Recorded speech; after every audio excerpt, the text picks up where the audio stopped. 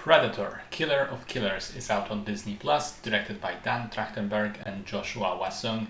This is an animated feature film in the Predator universe, which was so fantastically resurrected with Prey, the 2022 movie, which was also directed by Trachtenberg. In terms of the concept, this movie is similar to Prey and also seems to be answering the long-standing requests from the fandom to have stories about predators coming to Earth in different time periods and fighting humans in different settings. So the film is split into 4 chapters. The first 3 each of them focuses on a distinct individual character and time period. The first one is Vikings in the 10th century, the second one, Japanese samurai in the 17th century, and the third, an American fighter pilot in the Second World War. And then the final chapter ties all 3 of those together into an overarching plot, but I'm not going to spoil how.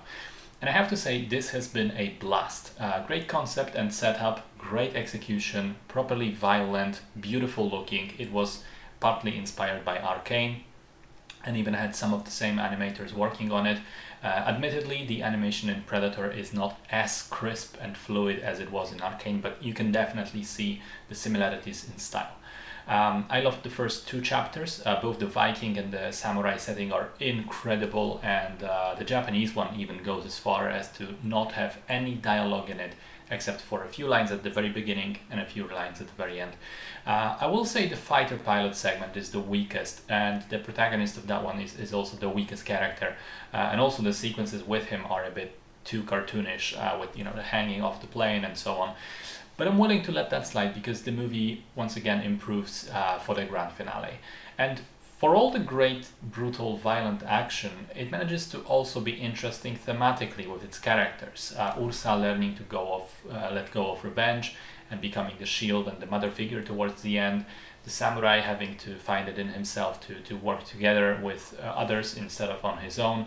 And finally, the pilot getting the confidence to rely on his own wits and skill to get himself out of trouble. Plus, through all of this, the movie really gets what made the original Predator so cool. It's in essence a very simple story about a human warrior having to be smart and resourceful in order to best an overwhelmingly more powerful enemy. Love this film. I also love what Dan Trachtenberg is doing with the franchise overall, and I can't wait for the next installment, Predator Badlands, which comes out later this year already.